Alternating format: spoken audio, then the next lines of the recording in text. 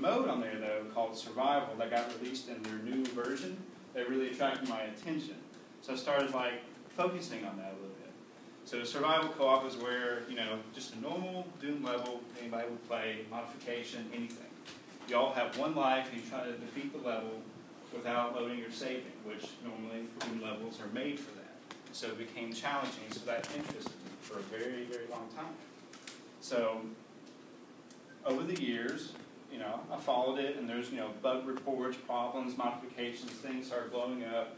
Network connections weren't that great. So I always wanted to like get into it and maybe modify their source code and actually help them. Well, their source was closed, so I couldn't do squat.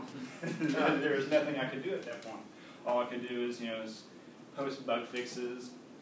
So later on, so from 2007 to about 2012 in February, they finally released the source code because that whole period it was actually illegal and they didn't figure it out until then. So that was not a really good thing. So they released the source, and so I started, you know, actually delving into it. I had a really interest in it, and I wanted to provide bug fixes, lag compensation, things that would make the multiplayer experience better. So I started learning this, you know, huge code base that they offered. So I had to learn, you know, how sockets worked at the very low level a bit. I had to learn about, you know, how things communicated, events changed, and that's kind of like how it began. And so I worked on that for about 5 months. So I learned a lot, and it actually made me a much better programmer. I started thinking a little bit better about how, you know, making design decisions, because you really can't make a multiplayer game if your game isn't originally intended for it. And this is a problem that, you know, Skull Tag, which is now known as Andromeda, had. So, yeah. So that's why I'm here, and that's like kind of what I learned. I wanted to share my experiences with you. That makes any sense. All right. How do I play the slideshow? F5. Oh, wait. You're right. Well, did you end up making those changes and pushing them up there? Or? What I did was I didn't have access to the repository. There was one guy that would oversee all the fixes and posts I would put in the bug tracker, and he would review and make comments saying, hey, you could change this, and when he saw that it was good, he would do diffs on like the source code in my patch, and then port it over there. So a lot of your stuff is in there now. Yeah, cool. There was some stuff I did work on, like I had branches that didn't make it in because they were so fundamentally changing how like the networking worked, so that they were kind of like, I don't know if this is going to like actually help anything, or if this is going to break it. I kind of feared this. They didn't really touch it, which, you know, son of a bitch. All right, so the first thing I'm going to talk about is TCP and UDP. TCP is Transmission Control Protocol. It is a reliable way of sending messages across the network. It does that through sequencing, such as I want to send a packet that has a sequence number built onto it, sends it over, client gets it. Okay, I got this sequence, I'm expecting this sequence number to pop up. And so what the server sent, okay, it's that sequence number, that's it. If it's wrong, it'll tell the server, say, hey, I'm missing this, you need to resend it to me. And so that's kind of like the idea of TCP. It's reliable. You're going to get all the data in the order that it was sent. So that's TCP. UDP is fire and forget. It just shoots off. It just fires. It doesn't care. You know, and it receives, it just keeps receiving, it doesn't care. So they choose UDP for gaming because it's fast, because you don't have to have all the sequencing and error checking involved into it. It has little overhead, so there's not like a whole lot of like, you know, crazy things that you don't have to worry about that you have to do with TCP. Now I'm not like extremely familiar with both of them very well, but UDP, that's kind of what I'm familiar with through my experience with Skull Tagger and Zandroma. Okay, I want to just quickly touch on datagram sockets, which is basically the UDP sockets. So it's connectionless. You're never going to call a function called connect to actually connect to somebody. There's no such thing as that. All you're going to do is create your file descriptor. Let's say, okay, yeah, you're going to create your file descriptor, and then this function right here, get address info. You can say you want to figure out your local host box, like your IP address, your IPv4, IPv6.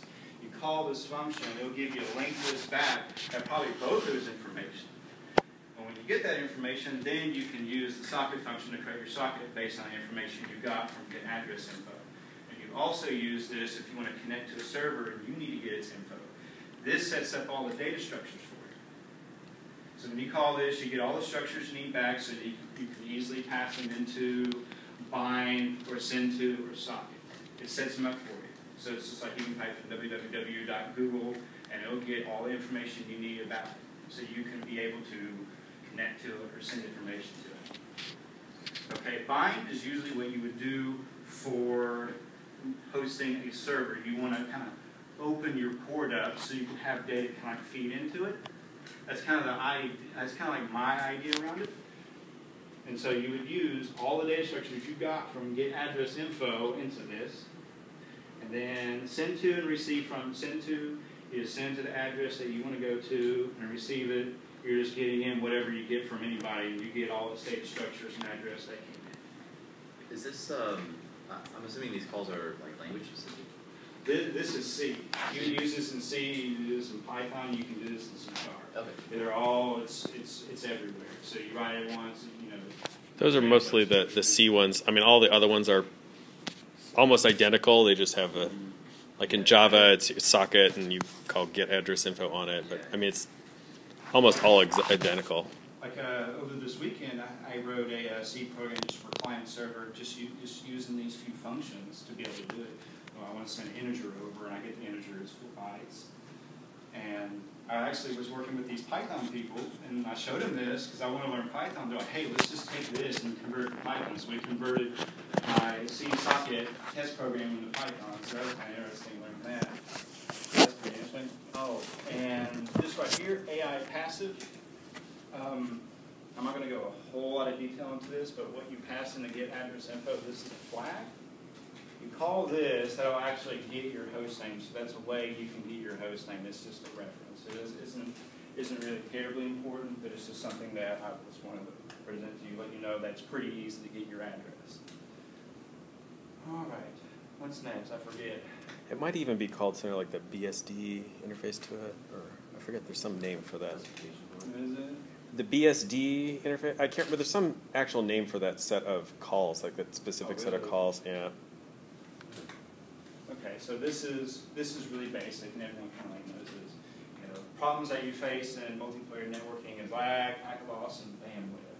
I'm not going to go a whole lot of detail there because I know everyone kind of has a generality of what this is, but I'm just going to go over it. I'm just going to read directly from here. Lag is a delay between the action of a client and the reaction of the server. Okay, so it's usually translated into ping, so you get a latency amount, a round trip time. And so this is actually really good information because you can use this information to help compensate for your game and your lab because you know this information.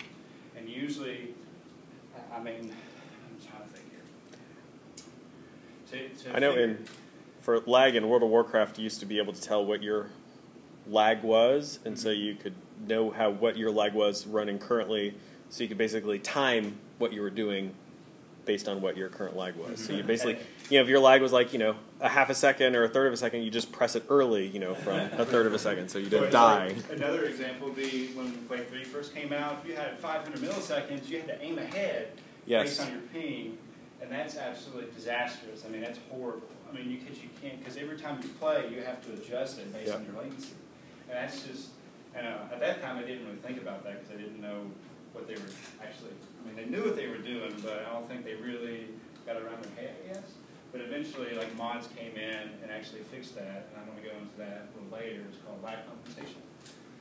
Okay, now, packet loss is when the server sends a packet to the client, and the client just misses it. Whoops, I lost it, and then that's it. It's over. Done deal. But with TCP, you'll actually get it back.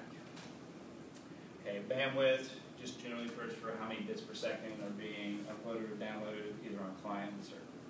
Bandwidth is very important because if you want to have a lot of players in the server, well, the more players, exponentially greater your upload speed becomes, especially for the server.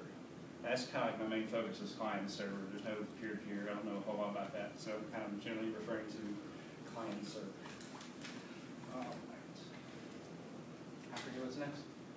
Okay, network models. So this is, I'm going to give you, the best I can, a high-level version of what Quake 3 and Source Engine do with their networking, how they send information. So Quake 3 and Source, they take a snapshot of the entire game state, everything in the map, everything that's going on, anything that a client can understand. They'll take a snapshot of that and send it out to all the clients connected. The client receives it and then basically takes that information and just puts it out there on the render.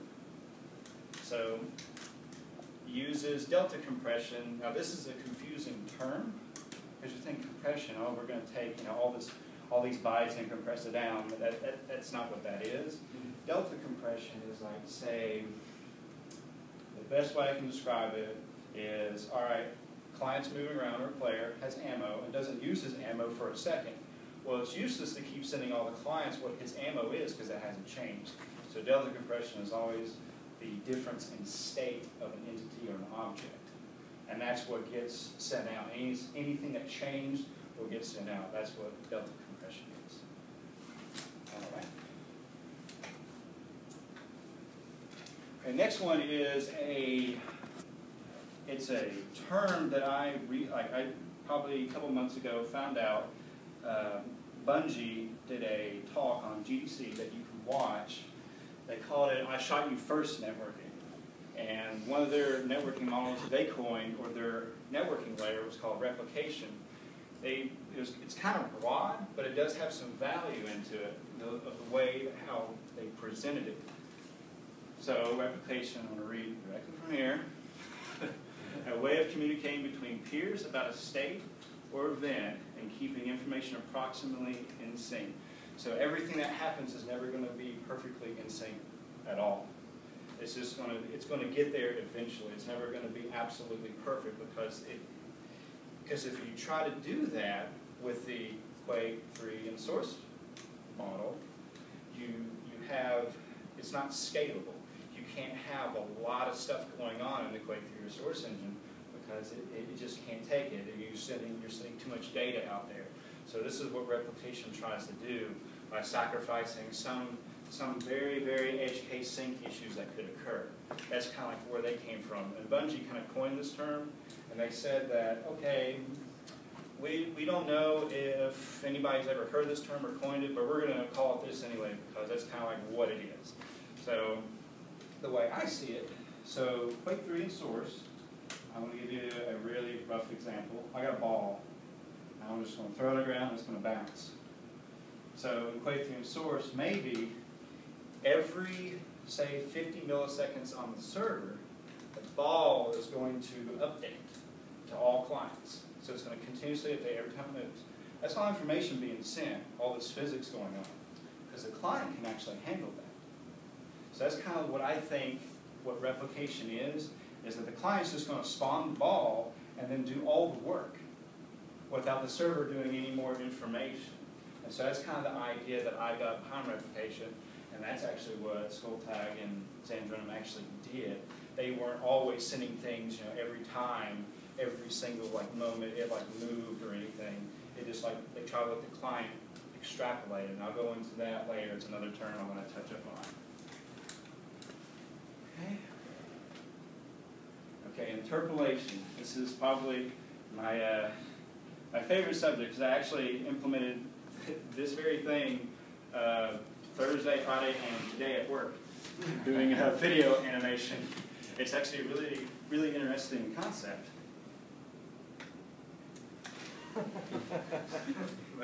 I say it's genius because it really is how it actually helps game networking. So a rough definition of what interpolation is, it comes from linear algebra. It's called linear interpolation. Okay, the best way to describe it is pointing to this and showing you a graph.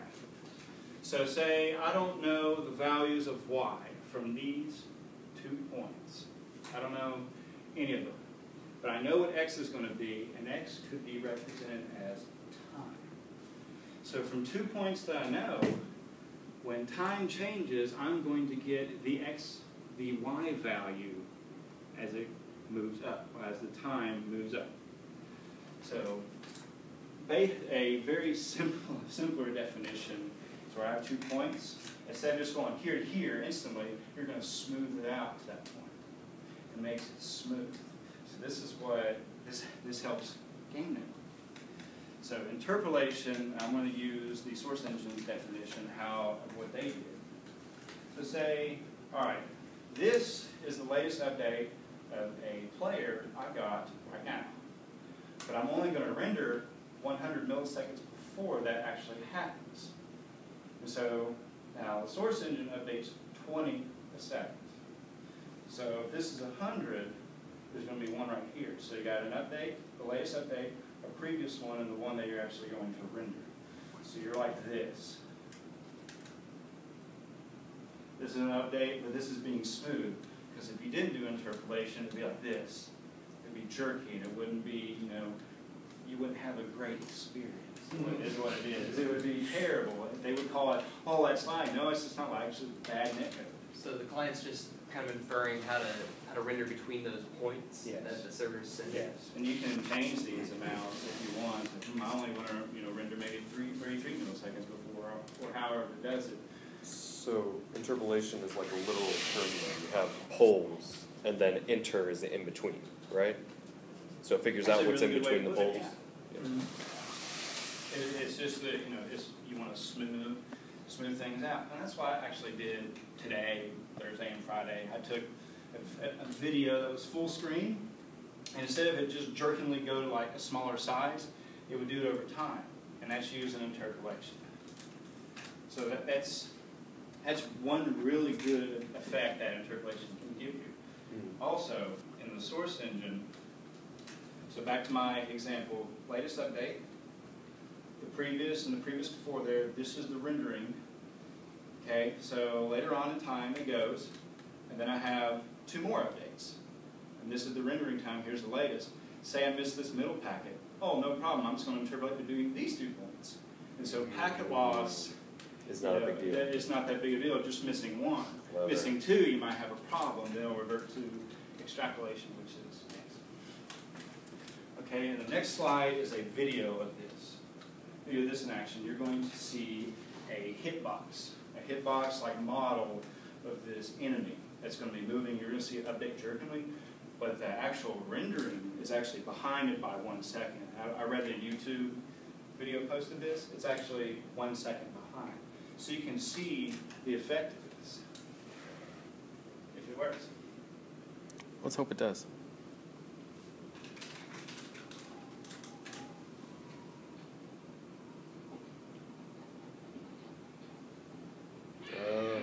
You see how it's like jerkingly updating with the hitbox, but the rendering is actually smooth?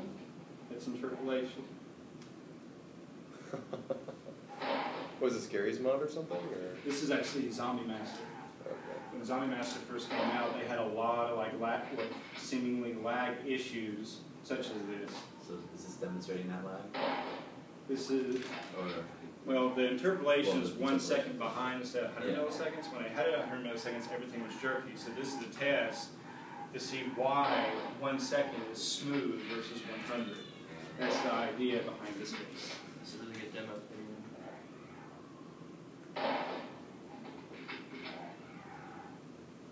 And I will explain why he's shooting that hitbox, because it doesn't make any sense. So in reality, the zombie isn't actually in the hitbox, or is it? Because It's really there. So the But physics the rendering, the actual visual is 100. so that's why it's shooting the hitbox, because that's where it actually is. Yeah, the physical model is there, but the visual is not. So if he was starting to shoot the rendering, he would completely miss every time, because the server is not compensating for your interpolation amount, which I'll get into that here in the next couple of slides. Here's extrapolation. This is pretty quick. This isn't like extremely detailed. So extrapolation is the idea where, here's my latest update, and I lost some packets. I don't have any more more information to get to. So what am I going to do with this object? Based on information that it's got, it's going to try to move it or do something with it. You're trying to extrapolate from the information that you already got. It's almost like prediction, but it's not. They kind of. I'm going to go on the next slide on that. I'm kind of overlapping myself here. So that's the general idea. It's going to figure out where it's going to go because I don't have any more information to go to. So I'm going to try to figure it out myself until the server recorrects me. That's the idea. And extrapolation is also where I have that ball, and I'm using the replication networking model. When I throw it, and the client does everything, it's extrapolating the data. Based on information of this ball, at this angle, this velocity, at this time, it's going to move this way and bounce however it wants. It's extrapolating all that data. So to clarify, when it receives like corrections from the server, is that going to actually like reflect in a jerkiness in the rendering, or is it going to be? It depends on how the game is designed. You could use interpolation of where it's at and go ahead and try to like smoothly to where the correct position is. Yeah. Some games do that. I'm not particularly sure on source. That's kind of like the idea behind it. So yes, it could be. Okay. So like in Halo, when you lost your connection, people would keep running the way that they were already running. Yeah, Is that's that extrapolation. Okay, cool. Yeah. So the difference between extrapolation and interpolation is? The difference between extrapolation and interpolation. Extrapolation occurs when you have no more data from the server. You're losing. You don't have any more updates from the server, and you don't know what to do with this object. So it's going to try to figure out where to go. Interpolation is just trying to take 2 points and kind of smooth it out rather than having jerkiness from all these updates you're getting from the server. Now, I want to go back a little bit with interpolation. As I said, the source engine uses 100 milliseconds of interpolation. As things are being rendered, you're actually adding lag. You're actually seeing things at 100 milliseconds plus your latency into the past. So this was a game design decision that they decided to use. And I guess from experiences and feedback from the players, it seems like, okay, having everything always rendering at the latest update is just not a really good experience because it's all jerky. And you can't keep sending, say, instead of 20 updates a second from the server, you send 60. Well, your bandwidth just skyrockets in some places. And so that's kind of their idea of kind of compensating for that. Does that make sense to you? Okay, last question here. Can you extrapolate everything? No, don't try to extrapolate everything. You can't really extrapolate players. You can try, because players are unpredictable. You don't know where they're going to be. But objects like a ball, and you have the physics code and how it's going to move, you can do that. So I guess Yeah, so back to the interpolation is, I mean, I guess it depends on the various engines, but does that take into account the physics of the engine that you're using, like to determine how it's going to be interpolated between 2 points? Say that again. So like, say you have 2 points, right? You're trying to render an object between those 2 points and, interpolate how the, object's going to move. So is that taking into account like physics of the engine? It can if it wanted to. It just depends on how it's designed. I'm not familiar with physics very well. I just know I'm only familiar with when things get rendered at certain times. So it's like, consider like, say you have the zombie jumping, right? And the hitbox is here, and it's got to move that hitbox. So like, is it going to take into effect the gravity of jumping there? Like, is the interpolation smart like that, or is it?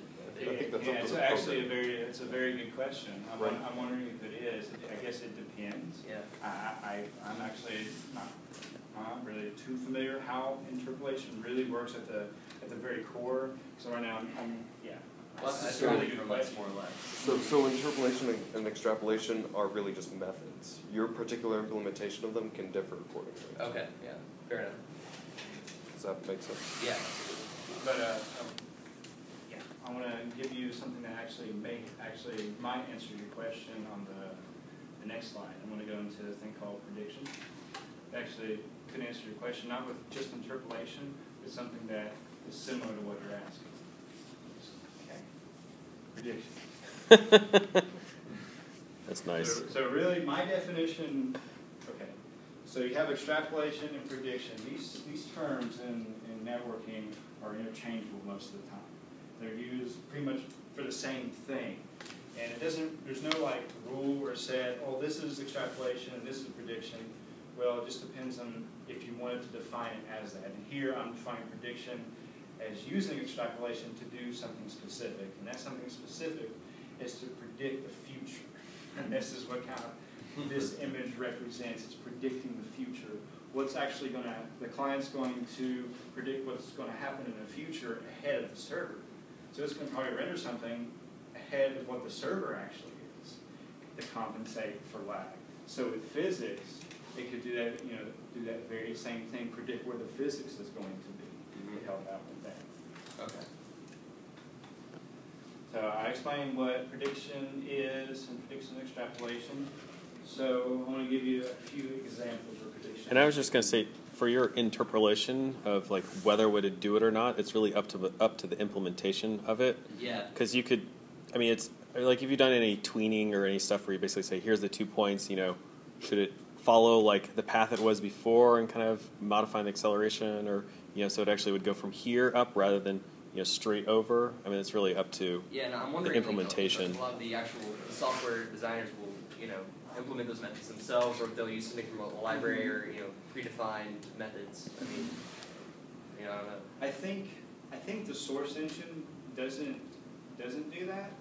Now the update was like seemingly happened, you know, about once per second, but you're getting 20 of those a second in reality. Okay. So 20 seconds over time for it, you know, moving up and doing physics-related stuff and interpolating that, you may not notice that there is like some type of weird effect you get for not figuring out where the physics at of this object.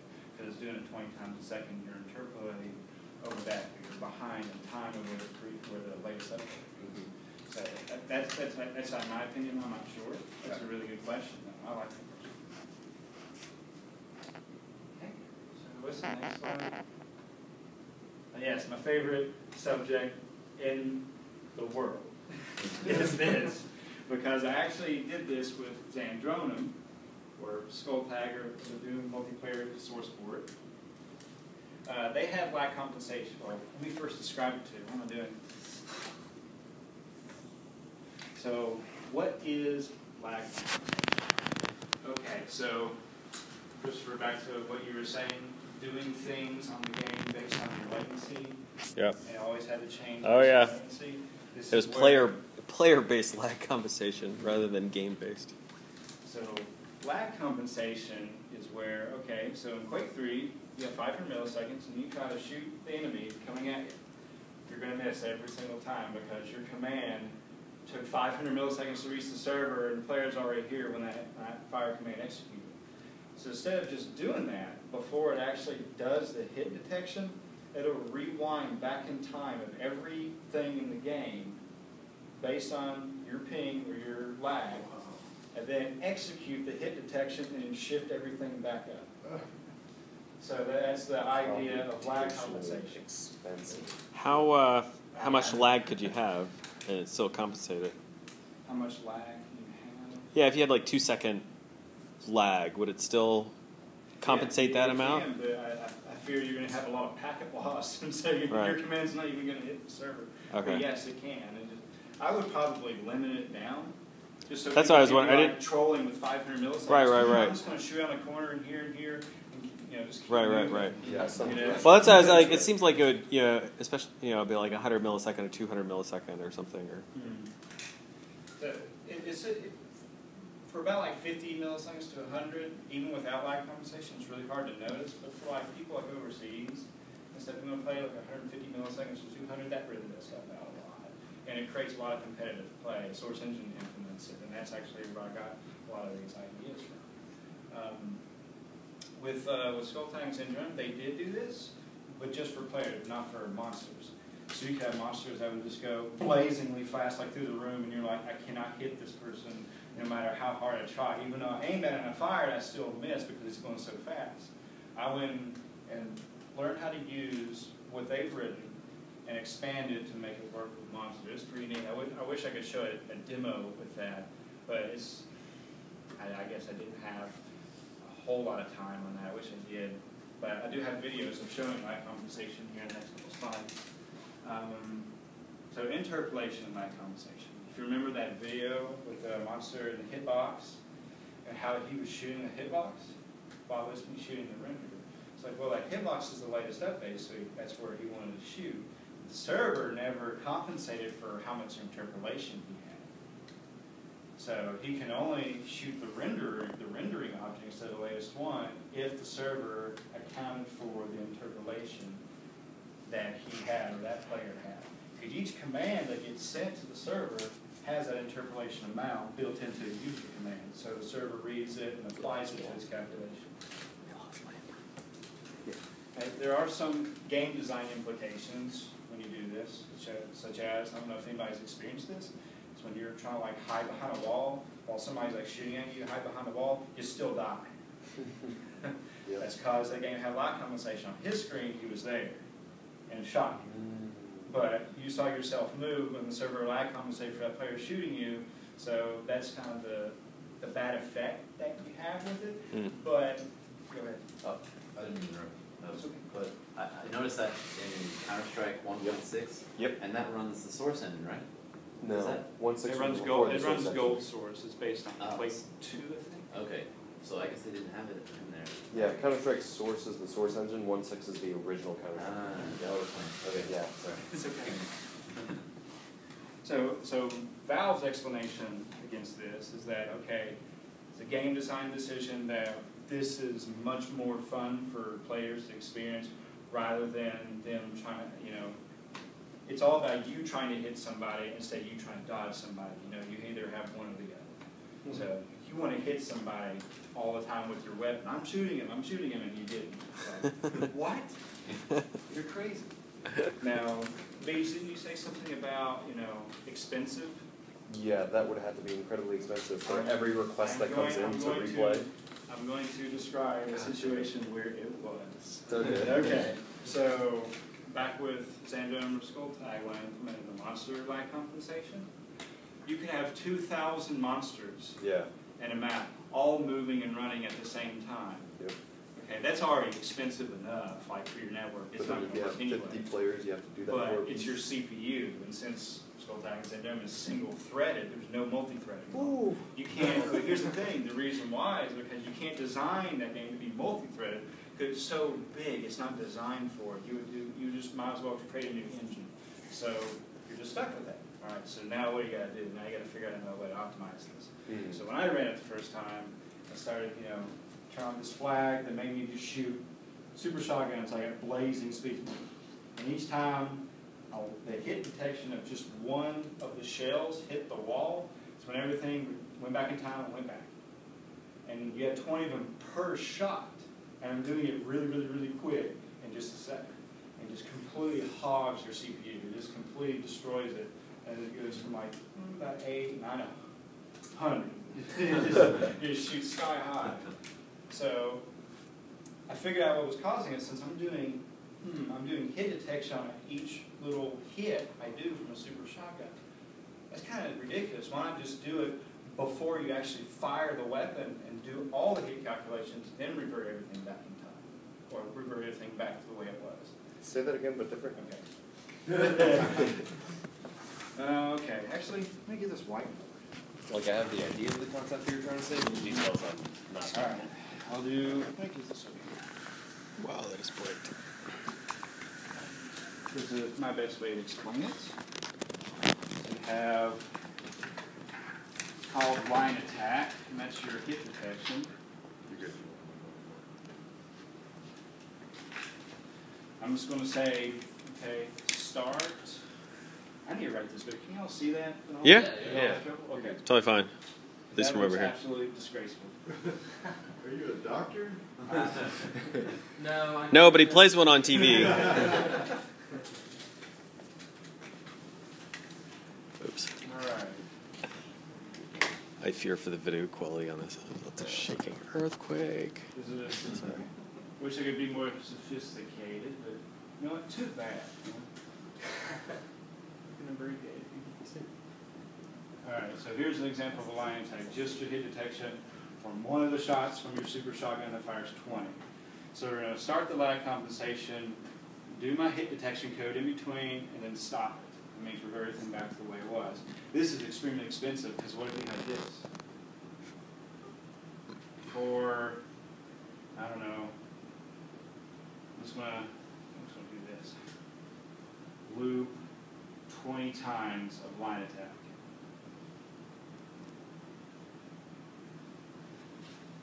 Imagine calling that 20 times in one game tick. So I'm doing that 20 times. Very computational. It's like, that's why it just didn't work for 2,000. Actually, it was 5,000. I'm sorry.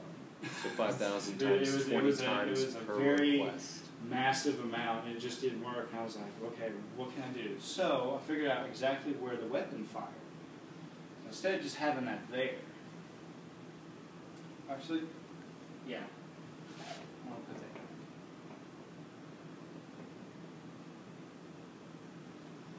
I'm gonna get rid of this. Yeah, at the bottom. Dude, The right bottom. Down, right down there, dude. The bottom. I wasn't sure if you just liked using your hand. That's all Or... like my finger in hand. Okay, anyway. We'll wipe it down there. So I took it out, took light compensation out of there, and say that this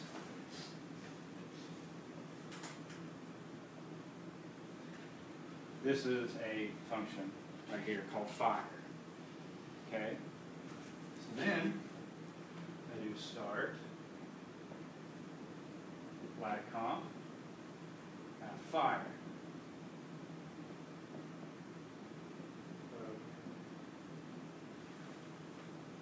So instead of doing 20 times, do it once. Once per shot I make with a hit scan. So is the lag compensation effective if you do that? You can like group them together like that? Yes. Oh, interesting. This is perfectly fine because this is all one game tick. One tick means just one. How would you describe a game tick, Chris? It's one time delta of things happen, and then you move to the next thing, and you adjust it by a certain time delta. Okay. So does that? But yeah, it should work fine because you're doing the lag compensation. The lag compensation should be the same for every single thing because it's just rewinding it to the exact same spot. Mm-hmm. It's surprising that they didn't do it that way originally. Well, they did it this way because they didn't know they could do it this way. They did it this way because it was maintainable. I found another way to do it where I went to every single function pointer that fired weapons, like all like 50 of them. And I try to do this and put it in places, and this is just a maintenance hell. So there's one place in the code where it would take any of those function pointers that calls fire. So I only had to write this one time to do lag compensation on everything. Yeah. And so I was able to do 5,000 monsters. It was completely scalable. CPU maybe went up about 20% instead of 1 million bazillion amount. That's the idea of scalability behind lag compensation. So lag compensation is included in the source, so you have to implement that yourself? If you make custom weapons, probably yes. You would have Okay. to. They probably do it separately on each different weapon. And there's actually, if you go to the Valve wiki, where they start talking about this, they'll give you a sample code. And it's literally that simple. It's like 3 functions. Is it pretty low level, like to do the lag compensation code? Is it just C or? It depends on what environment. I mean, I did mine in C, and I used STD vectors to handle the lists of everything of all the entities I want to compensate for, and that's C++. That's extremely fast going through lists. That's not a huge deal going from 5,000. That should be nothing. Yeah. So that's my compensation. So the next slide is going to be a really good effect, and you're going to see interpolation and lag compensation working. So the guy's actually going to shoot the render instead of hitbox, and he's going to score a hit. And then the next slide after that is going to be a demonstration of what happens like, we're too lazy to do lag compensation, so we're just going to allow the client to detect the hit. Yeah. This is probably the most awful idea. Hack. Anybody? Okay. And you're going to see what game. It's like, we'll just let the client tell us where it is. Oh, good. I think I'm over here. I'm over here. All right, so here we go. Oh, let me describe this. Totally forgot about that. This is, I'll describe it right if I can. So, here's the rendering of the object. This is where the client, this rendering was actually right here when the client fired. So depending on his interpolation and latency, the hitbox is now shown here, and he gets this data from the server. That's why it's behind this so much.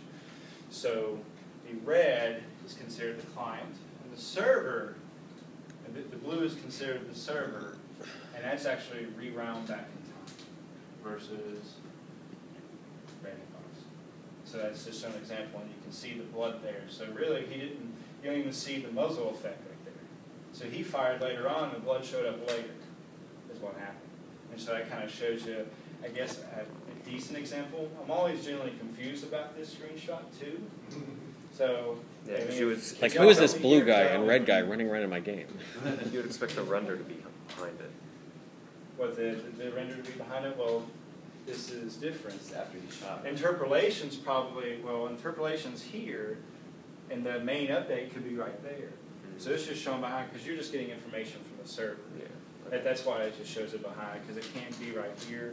They just didn't want to do that, I guess. That's a really good question. I want to know what the hell this thing is.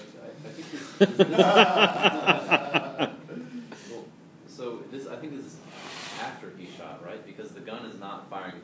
Right, he's not so firing. this It's is after he shot. right. Okay. So I'm assuming.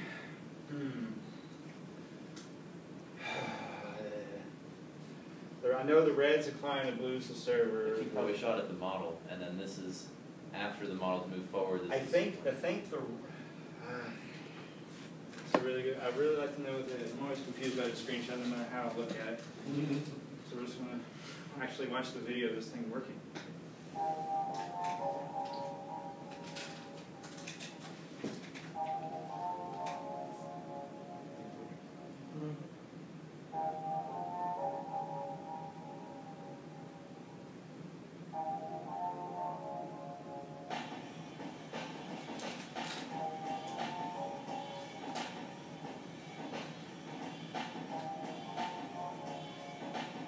Pretty simple, it's not very long either.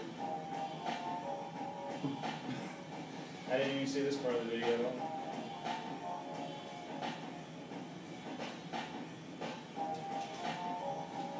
See how he's shooting the renderer but not the hitbox? That's the latest update. So if he's shooting the rendering, that means the server's taking into account the interpolation amount that he has, which is at 33.3 milliseconds.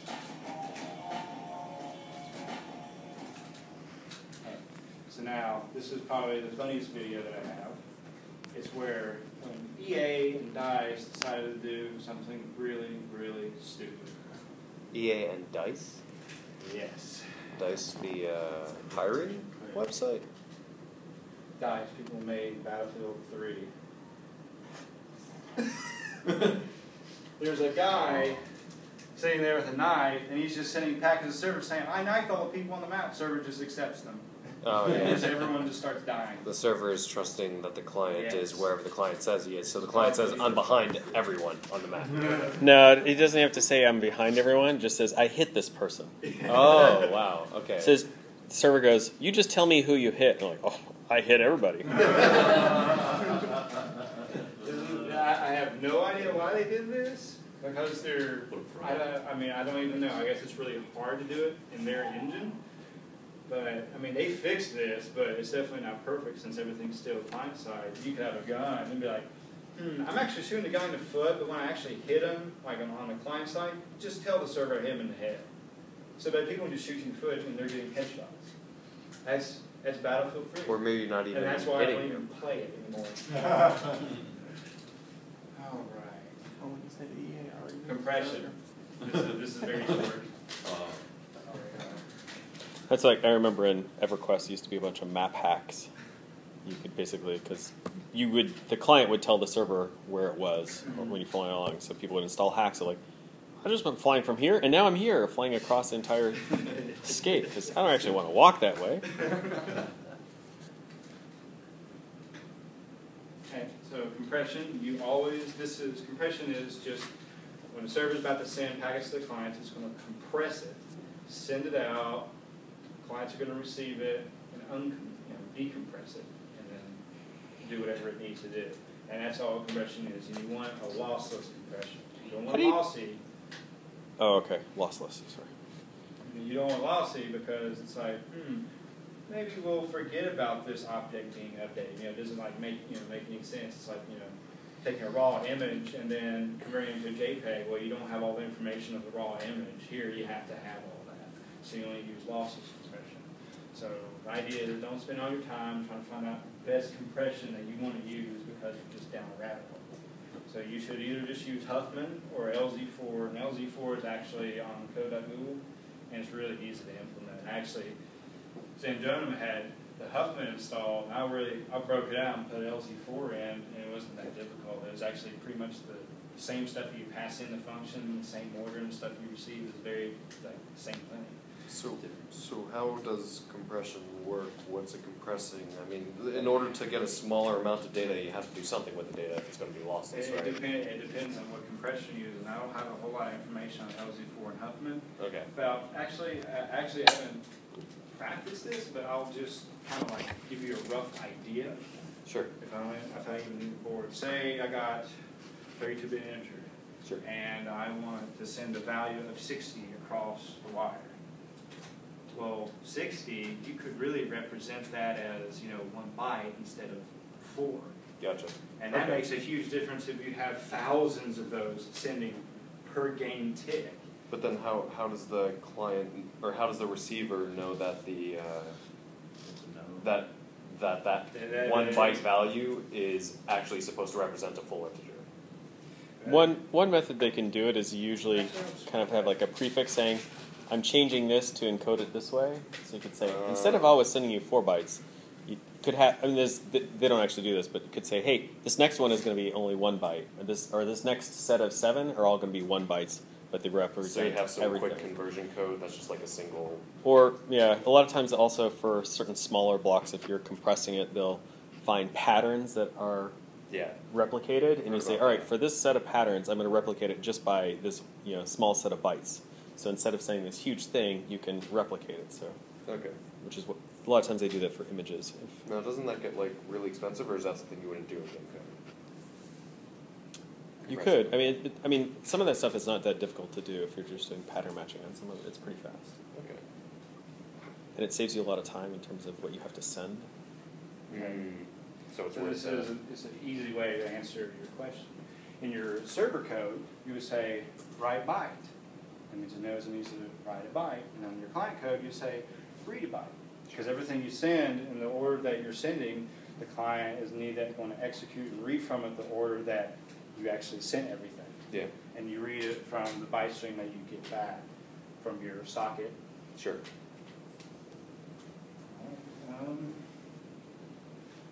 But if you haven't ever read through like Diffie-Hellman, it's worth reading the Here's explanation of it. just a few like links. I mean, I should probably put this on the SlideShare? Yeah, just put it on there so y'all can Put it on see SlideShare and then send email out to the group, and I'll put a link to the... There's LZ4, so you can download it and mess with the compression if you wanted to. Here's the source multiplayer networking. Gives you really good introduction and like expert knowledge on how they do some of their things. And every time I read it, I'm always like, what did I just read? I have to keep reading it over and over again because they do things a little bit differently. Because every single game and how the networking was made is totally different. And there's no like set standard, no one set a standard for it. So it's always dependent on how your game is designed. That's why when you want to make a multiplayer game, you make it for multiplayer. Don't make a single player game and convert to I got my multiplayer. charger in here. I just did a It's problem. not designed for it. Yeah. And here's a link for GDC, so Halo Reach, Bungie, how they did their networking. It's like an hour and 40 minutes. It's really long. I've seen about like an hour of it. You see beach.us? And then here's just a link how to do sockets like TCP. And any questions? Cool.